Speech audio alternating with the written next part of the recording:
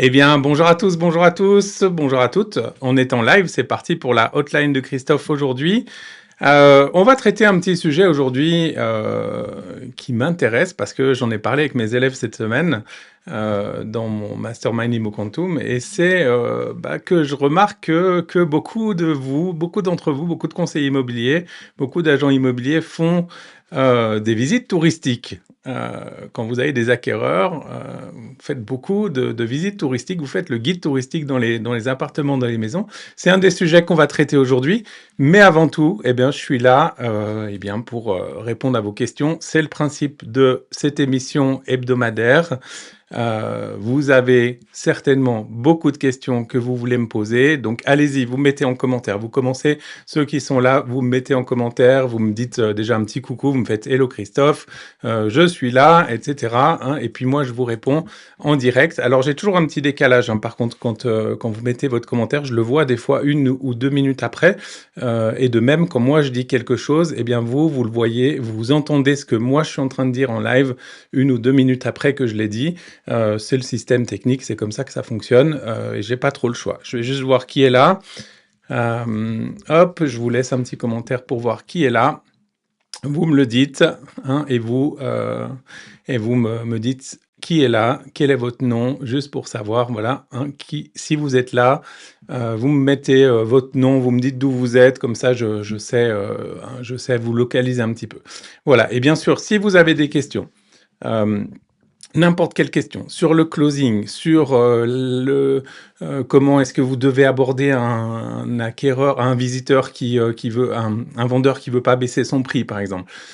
Si vous avez des difficultés dans votre prospection, si vous avez du mal à trouver des clients, si vous avez du mal à avoir des mandats, si ça coince pour vous d'avoir des mandats exclusifs, peu importe vos questions, je vous réponds aujourd'hui. Vous me les mettez dans les commentaires, et je vais prendre les commentaires les plus pertinents hein, pour vous répondre. C'est le principe. Je suis là avec vous. Vous avez un coach en direct là. Hein, vous avez vraiment un coach en direct. Profitez-en. C'est tous les mardis à 11 heures en live sur tous les réseaux. J'essaie de diffuser sur LinkedIn, sur Facebook.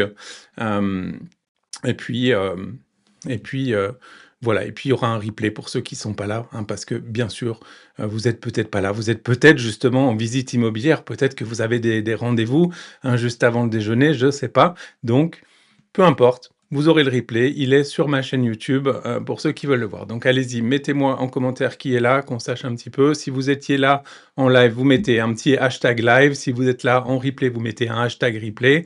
Et moi, je vais attaquer mon petit sujet du jour en attendant que vous arriviez. Hein. Et puis, on démarre. Alors, je vous ai dit tout à l'heure que je veux parler de visite immobilière, de vos visites, de la manière dont vous abordez le sujet aujourd'hui avec les acquéreurs. Euh, et notamment, je sais comment vous procédez souvent, hein, je le sais. Vous arrivez, vous faites visiter le bien, ok. Vous dites, oui, là, il y a des beaux volumes hein, dans le salon. Regardez comme ils sont beaux, les volumes. La cuisine, regardez comment c'est bien agencé. Ok hein, vous vous faites visiter, vous faites plein de choses. Vous essayez de faire rêver un peu la personne en lui faisant une belle présentation et vous le guidez comme ça de pièce en pièce au travers du bien immobilier. Est-ce que vous faites ça, vous, ou est-ce que vous faites le guide touristique du bien immobilier, ou est-ce que vous procédez autrement? J'aimerais savoir, donc là aussi, vous pouvez me le dire en commentaire. Hein, vous pouvez me dire en commentaire comment est-ce que vous procédez aujourd'hui pour vos visites, pour justement... euh, est-ce que vous avez une petite technique que vous aimeriez partager ici hein, dans les commentaires? Est-ce qu'il y a des méthodes que vous utilisez? Allez-y. Hein, puis après, je vais vous donner la mienne. Voilà. Donc, je vois pas vos commentaires. Peut-être que vous êtes là. Je vois qu'il y a des personnes qui sont connectées, hein, mais je ne vous vois pas tout de suite. Voilà. Il faut que vous commentiez. Il faut que vous me dites, je suis là pour que je le sache. OK. Donc, les visites immobilières.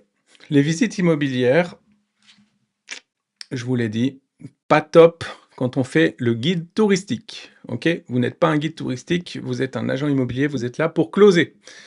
Hein, ok. Quand je dis closer, ça veut dire quoi? Ça veut dire vous êtes là pour conclure une vente, pour faire en sorte que la vente, elle se fasse pour le propriétaire qui vous a confié le mandat.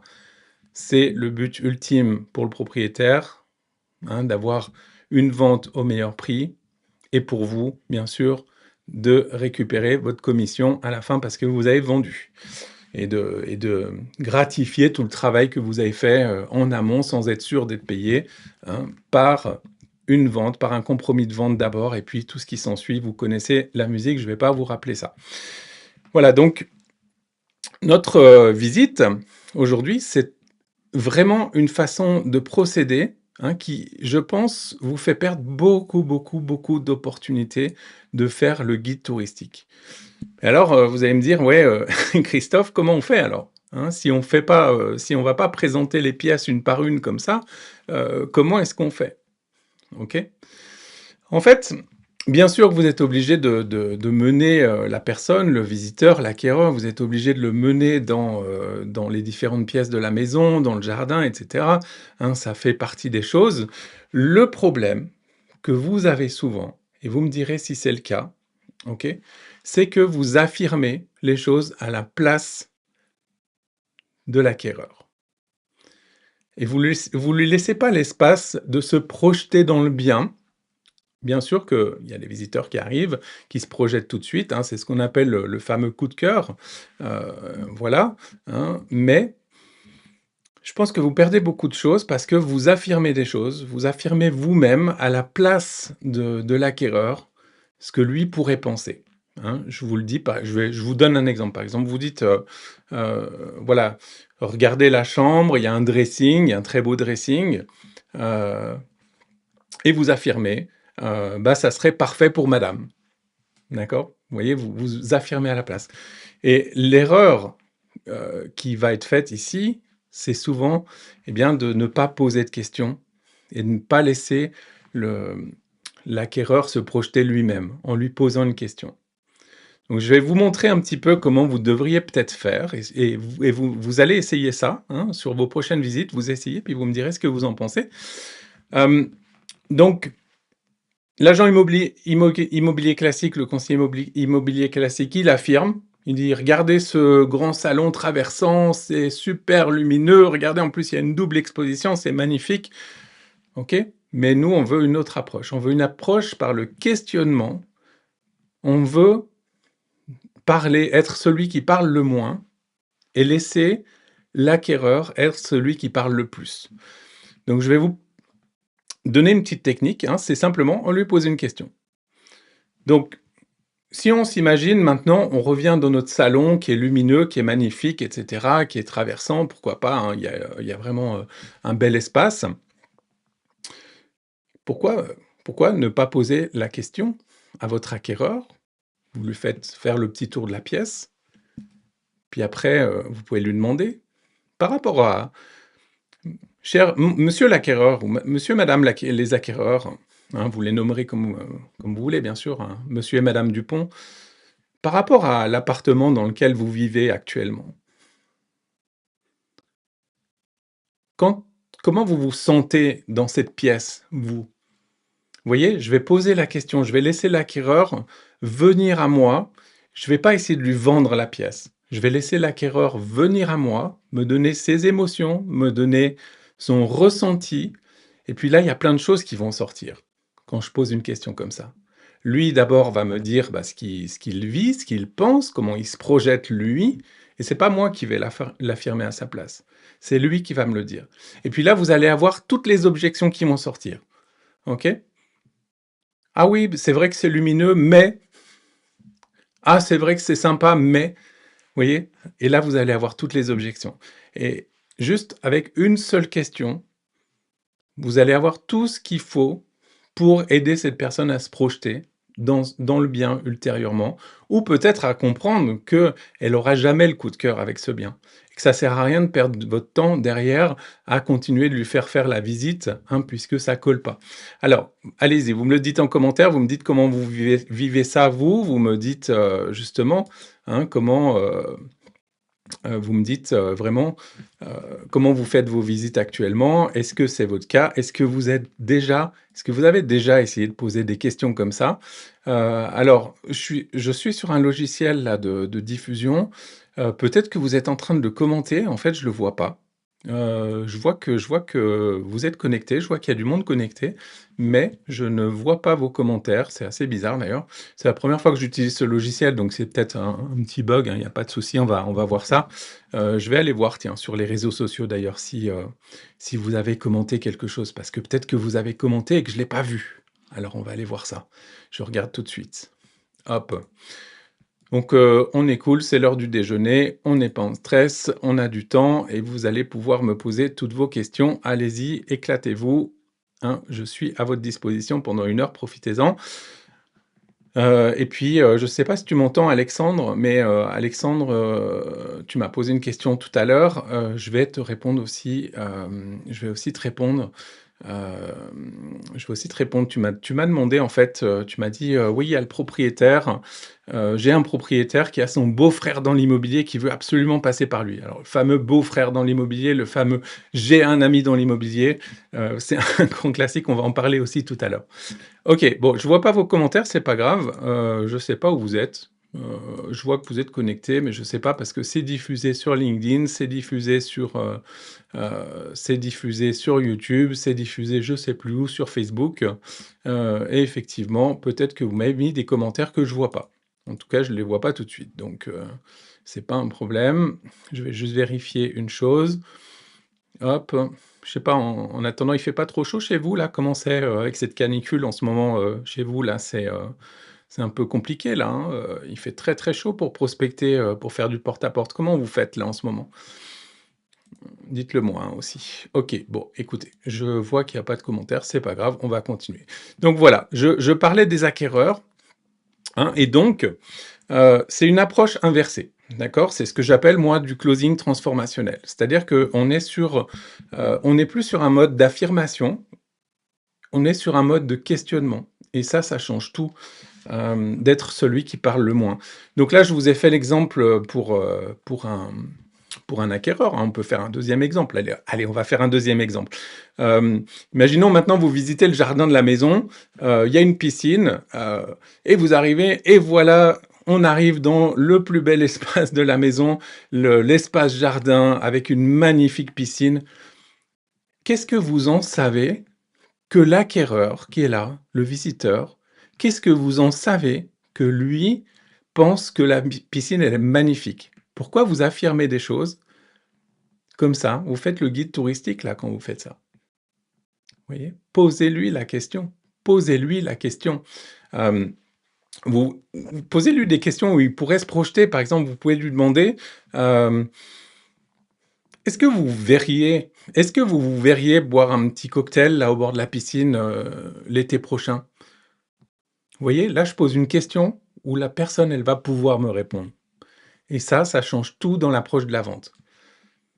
Et après je peux faire pareil, hein, je peux dériver sur, si je prends ce mode de fonctionnement sous forme de question, je peux le faire aussi en closing de mandat, d'accord? Je peux faire plein de choses en posant des questions, au lieu d'affirmer, que toute ma liste de services, elle est géniale parce qu'on va faire des photos, on va faire des annonces, on va mettre sur le bon coin, on va faire de la multidiffusion, on va élargir le marketing de votre bien, on va faire quelque chose de génial.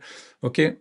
Là, on est dans l'affirmation et ce problème-là, ce que vous faites là, quand vous affirmez, quand vous argumentez, quand vous essayez de convaincre, au lieu de laisser la personne se convaincre elle-même, eh ben, c'est une des raisons, c'est pas la seule, mais c'est une des raisons qui fait qu'aujourd'hui, vous passez à côté de beaucoup de ventes et c'est aussi une des raisons pour laquelle il y en a beaucoup d'entre vous qui ont du mal à signer en exclusivité et c'est aussi une des raisons qui fait que eh bien, derrière, les gens font appel à 2 ou 3 agents immobiliers pour vous comparer et que vous acceptez un mandat simple par dépit parce que vous n'avez pas réussi à avoir l'exclusivité. D'accord? J'aurai pas le temps de développer tout ce sujet parce que c'est assez large, mais tout ça a des conséquences, en fait. Simplement sur la posture, sur la façon dont on va parler avec les gens, ça a des conséquences sur tout votre business. Et donc, bah, ça explique pourquoi il y en a beaucoup qui sont en galère parce que, c'est naturel, en fait. Naturellement, on veut essayer de convaincre, on veut essayer de montrer que, on fait du bon travail et cetera. Mais on laisse trop peu de place à ses interlocuteurs et c'est tout le cœur du problème. Voilà, donc j'ai développé ce sujet, j'espère, que vous en retenez quelque chose en tout cas et puis après Alexandre, je vais répondre à ta question. Je ne sais pas si tu es là Alexandre? Voilà, donc de nouveau, si vous êtes là, vous me laissez un commentaire là en dessous de la vidéo, hein, et puis je vous réponds bien sûr. On est là en direct tous les mardis à 11 h pour la hotline de Christophe. Donc c'est mon espace pour vous et n'hésitez pas, voilà, à participer, à me poser des questions. Je suis là pour vous répondre. OK. Allez, je vais répondre à ta question Alexandre. Je vais reprendre juste la question que tu m'avais posée. Je pense que tu la regarderas peut-être en replay, plus tard dans la journée. Voilà et c'est pareil, hein, si vous avez des questions, je sais pas, par exemple, vous êtes pas là, mardi prochain à 11 h, il y a aucun souci, vous m'envoyez un petit message, vous me faites un petit messenger, vous me faites un message sur LinkedIn, vous mettez un commentaire. Si j'ai pas répondu à votre question à vous, là, pendant le live et ben, j'essaierai d'y répondre, dans le prochain live. Donc Alexandre, ton problème à toi et je pense que c'est aussi le problème de beaucoup d'entre vous, c'est le fameux ami dans l'immobilier. OK? Donc, Alex, tu m'as, dit que, voilà, tu avais un propriétaire, heu, qui, hem, qui voulait, signer un mandat avec toi, hein. Il voulait signer avec toi, mais il veut, impliquer le beau-frère qui est dans l'immobilier, et qui est pas sur place. Je sais que toi, tu es, vers Sallanches, là-haut, dans les montagnes, Saint-Gervais, Sallanches, hein, j'adore cet endroit puisque, j'y ai fait toutes mes études, j'y ai vécu 4 ans. J'adore cet endroit, hem et justement, eh bien, toi, tu es sur place et son beau-frère, lui, il est pas sur place. Heu, hein, par contre, le propriétaire, comme il a, cette personne-là qui est dans l'immobilier, et ben, ça te pose problème. Parce que, le propriétaire, il veut absolument, avoir son beau-frère avec lui pour ça. Donc il y a plus déjà, il faut comprendre les raisons, OK? La 1re chose, c'est d'essayer de comprendre la raison. Donc là, tu peux essayer de questionner, ton propriétaire pour savoir pourquoi est-ce qu'il veut ça, tu vois? Pourquoi est-ce qu'il veut impliquer son beau-frère? Mais avant de te dire pourquoi, une objection comme ça, c'est une objection, hein, c'est une forme d'objection, ça se traite toujours en 2 ou 3 temps et là, le 1er temps, c'est d'accepter. On doit accepter cette objection et le problème qu'on a, en fait, quand on est face à quelque chose comme ça ou d'autres objections, c'est qu'on sent en soi la frustration, en fait. On sent qu'il y a une espèce de frustration là qui monte. On se sent pas bien parce que, on se sent comparé avec le beau-frère et puis la première pensée qui nous vient à l'esprit, c'est: «Ouais, ce mec-là, c'est peut-être pas encore un c'est encore un quelqu'un qui est pas un pro, moi je suis vraiment un pro». Vous voyez, il y a tout l'ego là qui monte en soi et qui fait qu'on se sent comparé avec le beau-frère, et on se sent pas très bien. Donc 1re chose, en closing, c'est d'accepter ça, d'accord? C'est l'acceptation de l'avis de l'autre et pas de son avis à soi. Même si on est contre, même si on n'a pas envie, c'est pas grave. On accepte, OK? On accepte et on le dit au propriétaire. Alors comment on fait ça? Comment on accepte? Vous pouvez me le dire en commentaire, hein, ceux qui savent, ceux qui ont, cette expérience de de traiter l'objection: «J'ai un ami dans l'immobilier, j'ai mon beau-frère dans l'immobilier». Bah, concrètement, c'est pas compliqué, hein, on dit: «Je comprends tout à fait. Je comprends tout à fait que vous ayez besoin de plusieurs avis, dont celui de votre beau-frère», hein, comme c'est votre famille, ça semble compter pour vous d'avoir son avis. Vous voyez, j'accepte. Première étape, hein, j'accepte l'objection. Alors qu'est-ce qui se passe là? Le propriétaire, il est tendu, hein, dans ces moments, il est tendu, il sait lui-même déjà, qu'il est en train de vous comparer, il sait que c'est pas totalement bien ce qu'il est en train de faire, il le sait déjà au fond de lui, il ose pas le dire, mais il le fait quand même parce que, eh ben, c'est son beau-frère, c'est dans la famille, vous voyez? Mais le fait que vous acceptiez, déjà ça change quelque chose pour lui.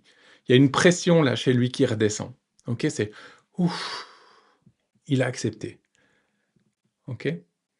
Et puis, l'autre chose qui ressort pour lui, c'est, C'est, maintenant on va pouvoir continuer cette discussion et puis l'autre chose qui ressort, c'est: «OK, bon, il s'en fiche, hein, mon interlocuteur là, l'agent immobilier, finalement il est assez sûr de lui pour accepter ça». Vous voyez déjà ça les petites questions, la confiance et cetera, elle se gagne sur des petites choses comme ça, petit à petit, OK? Donc il y a cette question-là, mais après on va la traiter cette objection. Ça, c'est la deuxième étape du processus, hein. La première c'est: j'accepte et ensuite je la traite. Et comment on traite ce genre d'objection?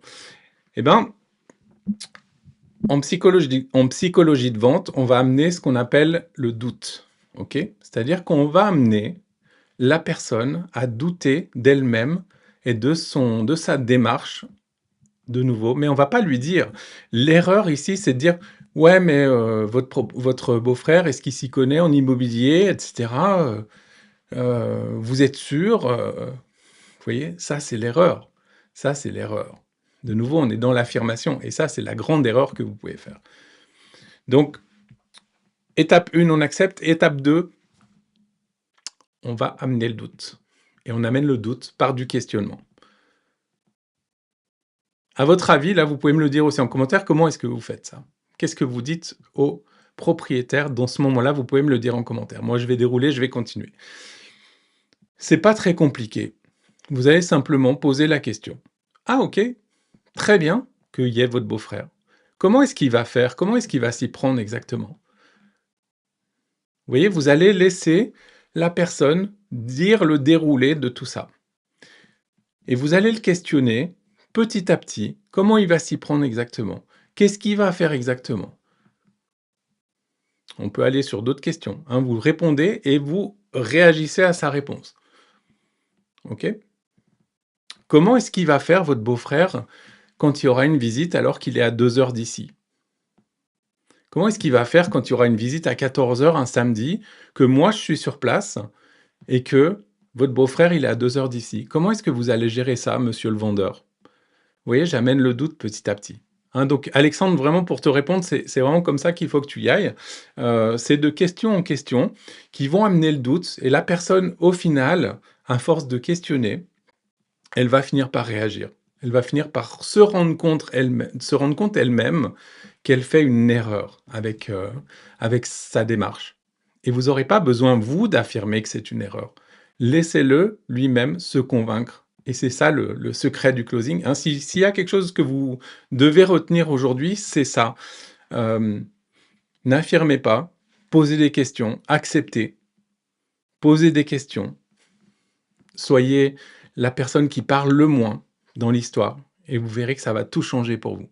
Allez, vous me dites en commentaire comment vous pensez que ça va se passer si vous commencez à questionner les gens au lieu de faire vos affirmations, habituelles ou, votre argumentaire habituel et cetera, hein, tout ce que vous faites. Essayez de poser des questions plus précises et de laisser l'espace à la discussion beaucoup plus ouvert que des discussions sur la technique du bien, les DPE, les prix du marché, et cetera. Parce que bien sûr, c'est toujours pareil, si vous parlez que des prix du marché, si vous parlez que de ça, à la fin, la discussion que vous aurez, c'est une discussion de négociation sur le prix, hein. Et quand vous discutez d'autres choses, eh bien la discussion, elle se décale sur d'autres choses.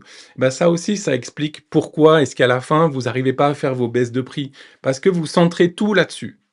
D'accord? Et vous faites trop d'affirmations sur toutes ces choses-là, au lieu de poser des questions.